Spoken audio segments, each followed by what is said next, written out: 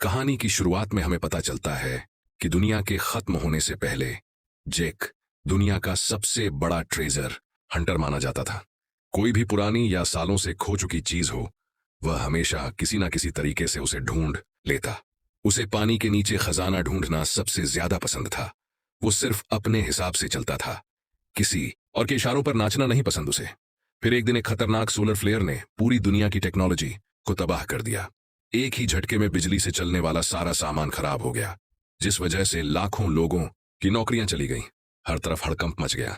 बड़े से बड़े देशों में भी सरकार गिर गई और अलग अलग जगहों पर बहुत पैसे वाले लोगों ने राज करना शुरू कर दिया, क्योंकि उनके पास बंदूकें और उन्हें चलाने वाले लोग थे। धीरे धीरे बड़े बड़े शहरों में लोग भूख से मरने लगे। कुछ चंद बेशकीमती चीजों को छोड़कर पैसों का होना ना होना एकदम बेकार था। तरह तरह की बीमारियां फैल गईं, अस्पताल बंद पड़ गए और तो और दवाई बनाने वाली मशीनें भी खराब हो गई थीं। इस घटना के 6 साल बाद हम जेक को इंग्लैंड में देखते हैं। वह अभी भी एक ट्रेजर हंटर के तौर पर काम कर रहा था। वह थोड़ा संभलते हुए एक पुराने से इलाके में गया, थोड़ी देर आसपास देखा, फिर एक होटल में घुस गया और सीढ़ियां चढ़ के पेंट हाउस तक गया। वहां एक बड़ा किताबों का शेल्फ था, जिसे उसने ध्यान से देखा और उसके पीछे एक छुपा हुआ कमरा मिला। जेक ने तुरंत छोटे छोटे बम लगाए और स्टील का दरवाजा उड़ा दिया। उसने अपनी बैटरी जोड़ी ताकि लाइट मिल सके। वहां एक तिजोरी है जिसमें कीपैड और पासवर्ड चाहिए। जेक ने चाबी पर लगे उंगलियों के निशान देखे और अपनी एक कॉपी में सारे अक्षरों को लिखकर सही पासवर्ड का अंदाजा लगा लिया। तिजोरी खोलने पर उसे पुराने म्यूजिक रिकॉर्ड्स मिले। उसने वही रिकॉर्ड बजाया जिसका नाम पासवर्ड था। जैसे ही म्यूजिक बजने लगा, एक दूसरी छुपी हुई तिजोरी खुल गई, जिसके बाद जेक ने उसमें से एक महंगा वलिन निकाला। तभी पुलिस के यूनिफॉर्म पहने हुए कुछ गुंडे अंदर घुस आए और जेक से वलिन मांगने लगे। जेक ने मना कर दिया और धमकी दी कि एक कदम आगे बढ़ाया ना, तुम में से एक जिंदा नहीं जाएगा यहां से। पर गुंडे ने फिर भी उसके ऊपर हमला कर दिया। जेक ने तुरंत फायरिंग कर दी। वह एक एक करके सबको मारने लगा। जब बंदूक में गोलियां खत्म हो गई तो उसने हाथ मुक्के भी चलाए और दे धनाधन गुंडों को फेंकता गया। जब गोलियां खत्म हो गई तो उसने एक भाग रहे आदमी की पीठ में ब्लेड फेंक के मारा। लीडर ने ब्लेड पकड़ लिया और यह सोचने लगा कि मैं तो बहुत कूल हूं। तब जाके जेक ने उसे अपनी बीच वाली उंगली दिखाते हुए टाटा बायब का इशारा किया और तुरंत उस ब्लेड में से एक बम फट गया, जिसके बाद गुंडों का लीडर भी मारा गया। कुछ देर बाद जेक एक बड़ी सी हवेली गया, जो अब एक फैक्ट्री बन चुकी है और वहां बहुत सारे गार्ड्स भी हैं। उसने वो वायलिन एक वॉरलॉर्ड के असिस्टेंट को दिया। उसने कहा कि राजा ऑगस्ट तुम्हें एक और काम देना चाहते हैं। जेक को बड़ा अजीब लगा कि यह वॉरलॉर्ड अपने आप को राजा बुलवा रहा है। उसने मना कर दिया, क्योंकि इस काम के लिए उसे समुद्र पार जाना होगा दूसरे देश में। वहां पर क्या हाल है कोई नहीं जानता। जब ऑगस्ट ने यह सुना कि जेक ने मना कर दिया है तो उसने अपने असिस्टेंट से कहा कि उसे एक ऐसा ऑफर दो जो वह मना ना कर सके। इसके बाद जेक अपने घर वापस आया। उसके घर पर एक टूटी हुई बोट मौजूद थी। उसने अपने घर पर तरह तरह के जाल बिछाए हुए थे ताकि कोई भी चुपके से उसके घर में घुस ना सके, और साथ ही उसने अपने कुत्ते को खाना भी खिलाया। फिर उसने अपनी पेमेंट को चेक किया, जिसके अंदर थोड़ा खाना, कुछ चीजें और एक रिकॉर्ड था। उसने रिकॉर्ड बजाया और खाना खाते हुए ड्रिंक करते हुए सो गया। रात को उसने सपना देखा कि वह एक नई बोट में दुनिया भर में घूम रहा है। सुबह वो आवाज सुनकर उठ गया। बाहर गया तो देखा कि एक सिपाही उसके ट्रैप में फंसा हुआ था।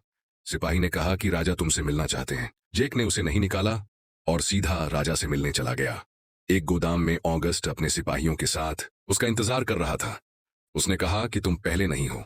मैंने कई लोगों से काम करवाने की कोशिश की, लेकिन तुम्हारी तरह चीजों को ढूंढने का हुनर किसी के अंदर नहीं है।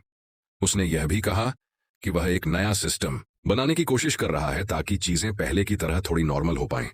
लेकिन जेक को फिर भी उसका काम करने में कोई खास दिलचस्पी नहीं थी। तब ऑगस्ट ने बताया कि अगर काम पूरा हुआ तो तुम्हें एक नई बोट मिलेगी। यही चाहते हो ना तुम? दरअसल मिशन है मोनालिसा पेंटिंग को उस तक पहुंचाना। उसे एक अनजान जगह पर किसी तहखाने में रखा गया है।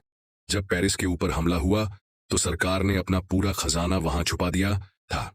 ऑगस्ट ने कहा कि वह जेक को पूरी मदद, खाना और उसकी जरूरत की हर चीज देने को तैयार है। बस तुम्हें किसी भी हाल में यह मिशन पूरा करना होगा। बोट के लालच में आकर जेक मान गया।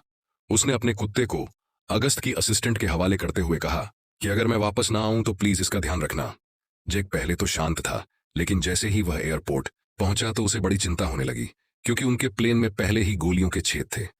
ऑगस्ट ने जेक को मैप दिखाते हुए पूरा रास्ता समझाया। कहां कहां दुश्मन भरे पड़े हैं, कहां कहां शांति, सब कुछ बताया। ओएंगस्ट ने यह भी बताया कि पेरिस शहर के सेंटर में मेरा एक आदमी तुमसे मिलेगा। बस वहां तक पहुंच जाओ, आगे वो तुम्हें गाइड करेगा। जैसे ही तुम्हें मोनालिसा मिल जाए तो उसके 3 घंटे के अंदर अंदर मैं तुम्हें वहां से निकालने का इंतजाम कर दूंगा। शाम को जेक प्लेन में चढ़ गया। पायलट काफी जवान है और कहने लगा कि सब कुछ ठीक है, चिंता मत करो। पर जेक देखकर समझ पा रहा था कि प्लेन के अंदर दिक्कत तो है, ये ढंग से उड़ा नहीं पा रहा। कुछ देर बाद पायलट ने कहा कि देखो हमारा ना फ्यूल थोड़ा लीक हो रहा है, तो रास्ते में पैराशूट से कूदना पड़ेगा। यह सुनकर बेचारा जेक बौखला गया। उसने कहा कि भाई मैं पहले नहीं कूदा पैराशूट से, चलाते कैसे हैं इसे। लेकिन पायलट बिजी था, कुछ खास मदद नहीं कर पाया। कुछ देर बाद जेक सो गया और उसने एक सपना देखा। वह फिर से बोट में था और इस बार एक लड़की भी थी उसके साथ। अचानक प्लेन तेजी से हिलने लगा और जेक उठ गया। उनके ऊपर हमला हो रहा था। पायलट जैसे तैसे प्लेन को बचाने की कोशिश कर रहा था, पर उसने कहा कि हमें थोड़ा प्लान से पहले कूदना पड़ेगा। थोड़ी एक ठीक सी जगह देखकर जेक जल्दी से कूद गया और पैराशूट खोल दिया। जब वह नीचे उतरा तो उसकी लैंडिंग बहुत ज्यादा अच्छी नहीं हुई। उसने आगे चलना शुरू किया, पर आसपास हर जगह आग लगी हुई थी। उसने देखा कि कुछ लोग जो वहां के वॉर लॉर्ड के खिलाफ लड़ रहे थे, उन्हें मारकर लटका दिया गया था ताकि बाकी सबको डराया जा सके। तभी एक टैंक बिल्डिंग को तोड़ते हुए वहां पर आया। उस पर निशाना लगाने लगा, लेकिन उससे पहले एक मिसाइल ने टैंक को उड़ा दिया। कुछ विद्रोही वहां आए और टैंक का ढक्कन खोल के अंदर ग्रेनेड फेंक दिया, जिससे अंदर मौजूद सिपाही भी मारे गए। लेकिन उन्होंने जेक को कुछ नहीं कहा और चुपचाप वहां से चले गए। शहर के अंदर वॉलर्ड वॉल्कोव के आदमी आम लोगों को डरा रहे थे। वॉल्कोव बहुत ही खतरनाक और बुरा आदमी था। उसे चेस खेलना बहुत पसंद था, क्योंकि उसकी मदद से वह अलग अलग पैंतरे सीखता है। जो भी आदमी वॉल्क के रास्ते का कांटा बनता, वह पहले उसके साथ चेस खेलता। आज उसके सैनिक जिस आदमी को पकड़कर लाए थे, वे बढ़िया नहीं खेल पा रहा था, तो वॉल्क ने सीधा उसे गोली मार दी। उसके खास राइट हैंड आदमी का नाम गॉर्निज है, जिसने बताया कि आज एक आदमी प्लेन से कूदा है। वॉल्कोव ने तुरंत अपने आदमियों को कहा कि जल्द से जल्द उसे ढूंढो। सुबह जेक शहर के एक दूसरे हिस्से में पहुंचा। वहां के लोग गरीबी में जी रहे थे और वॉल्क से बहुत डरते थे। जेक ने कार के पीछे से कुछ पुराने कपड़े उठाए और अपने अच्छे कपड़े वहां छुपा दिए। वहीं पास में सिपाही सभी लोगों को इकट्ठा करके रूल समझा रहे थे। उन्होंने कहा कि कर्फ्यू तोड़ने पर कड़ी सजा मिलेगी। फिर लोगों में डर बनाए रखने के लिए उन्होंने 2 विरोधियों को सबके सामने मार दिया। जब जेक वहां से निकलने लगा तो सिपाहियों ने उसे घेर लिया और कहा कि बैग नीचे फेंको। जेक ने बड़ी चालाकी से बैग एक आदमी के चेहरे पर फेंका और जल्दी से लड़ाई शुरू हो गई। उसने एक सिपाही का हाथ कार के दरवाजे में फंसा दिया और फिर दूसरे का सर साइड व्यू मिरर पर दे मारा। एक सिपाही ने चाकू से हमला किया, पर जेक ने उसका हाथ पकड़ के उसी चाकू से उसे मार दिया। कुछ ही सेकंडों में सब नीचे गिर गए और जेक निकलने के लिए तैयार हो गया। एक और सिपाही छुपकर बाहर आया और जेक पर गोली चलाने की तैयारी करने लगा, लेकिन उसके गोली चलाने से पहले ही एक लड़की ने उसका गला काट डाला। इस लड़की का नाम है ड्रिया। वो अगस्त के लिए काम करती है और अब जेक की मदद करेगी। उसने कहा कि जब से तुम उतरे हो, मेरी निगाह थी तुम्हारे ऊपर, पर मैं देखना चाहती थी कि तुम खुद को संभाल भी सकते हो या नहीं।